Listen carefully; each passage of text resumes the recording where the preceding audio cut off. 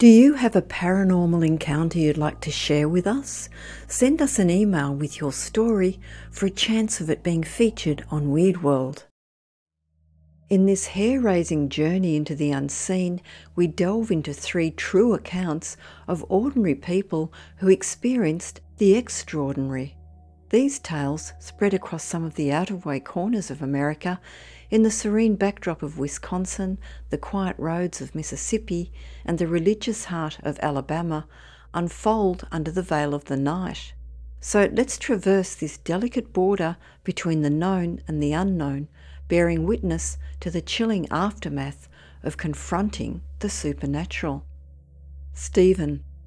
In the early winter of 1991, along the shores of Lake Michigan in Kewaunee, Wisconsin, Jeannie Champine and her friends decided to dine at a historic hotel.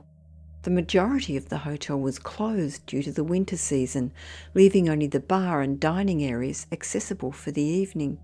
After enjoying their meal, they moved to the bar area where a lively atmosphere prevailed due to a Green Bay Packers victory that night, an American football team. Jeannie momentarily left the festive scene to visit the restroom. Upon her return, she decided to explore the rest of the beautiful Victorian-style hotel. Moonlight streaming through the tall windows facing the lake provided just enough illumination for her to observe the reception area.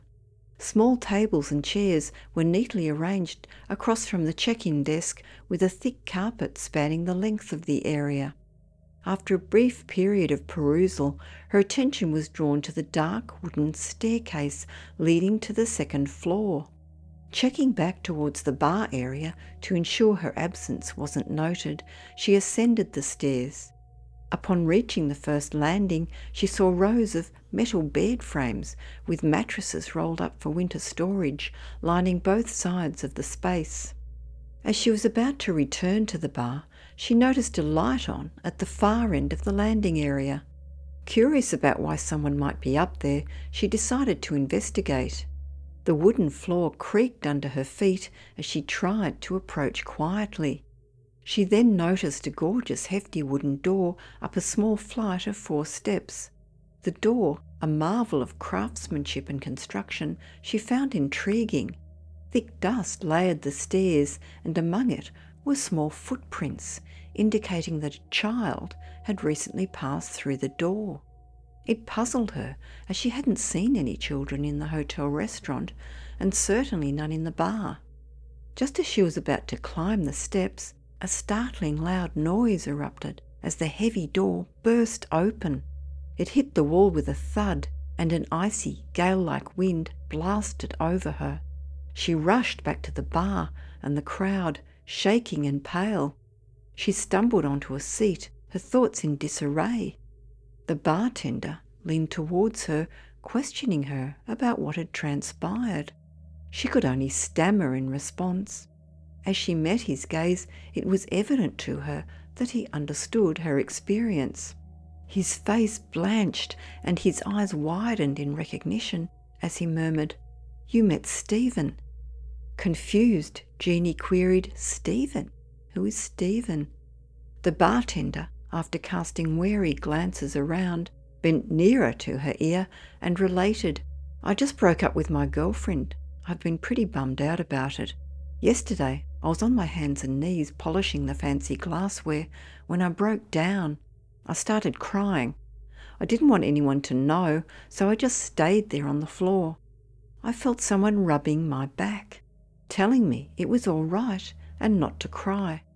I felt so much better until I realised I was the only one in the hotel. The kitchen staff had gone into town to pick up food for dinner service. Things like this happen a lot.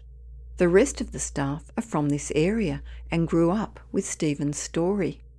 Jeannie queried further, and the bartender continued, "One night, a couple arrived after dark with a little boy.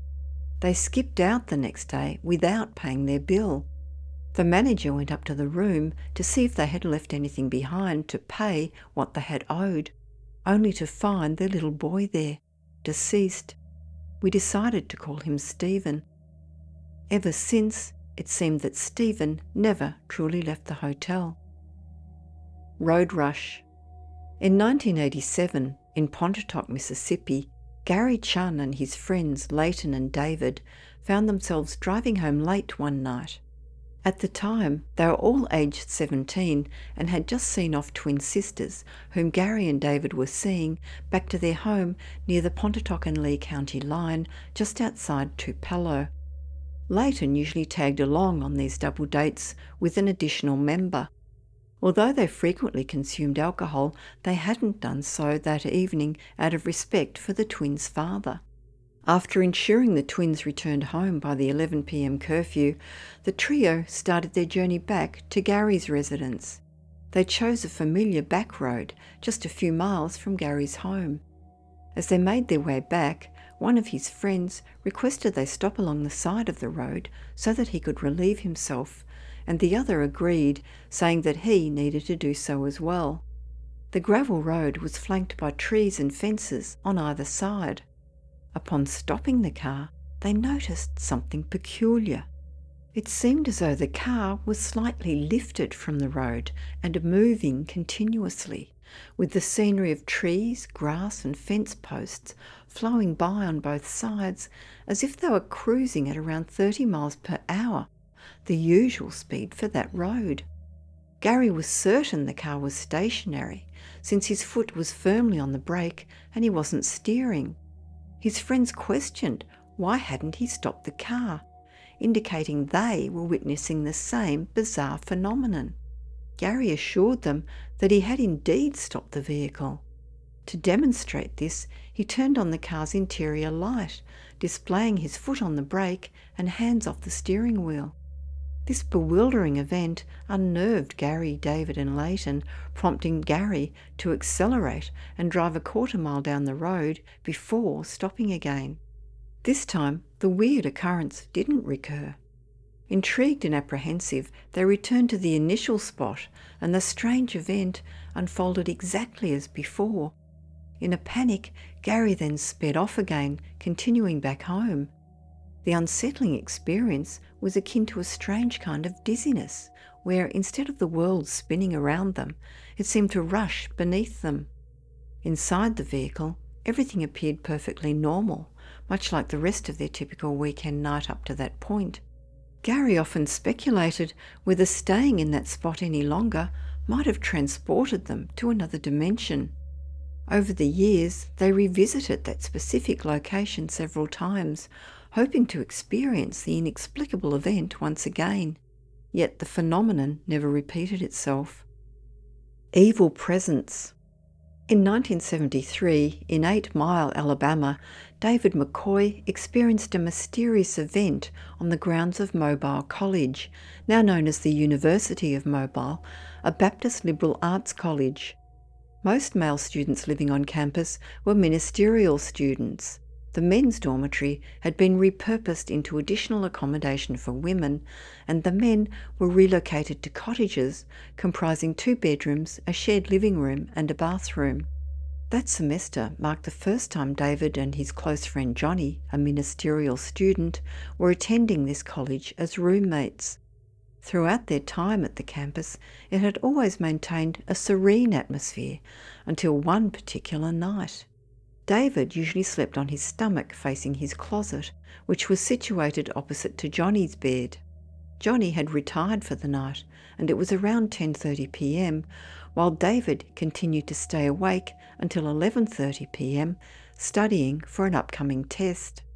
At approximately 1:30 a.m, David's deep sleep was interrupted by a bone-chilling scream from Johnny.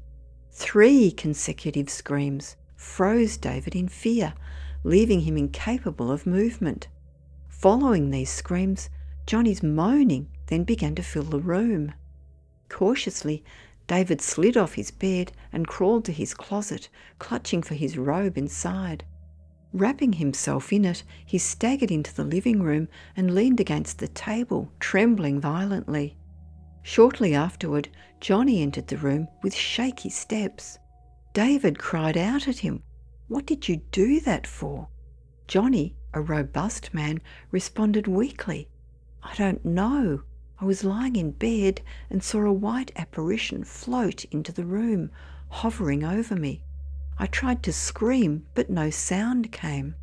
I shut my eyes, and when I reopened them, the form was still there, but my head was somehow positioned at the foot of the bed.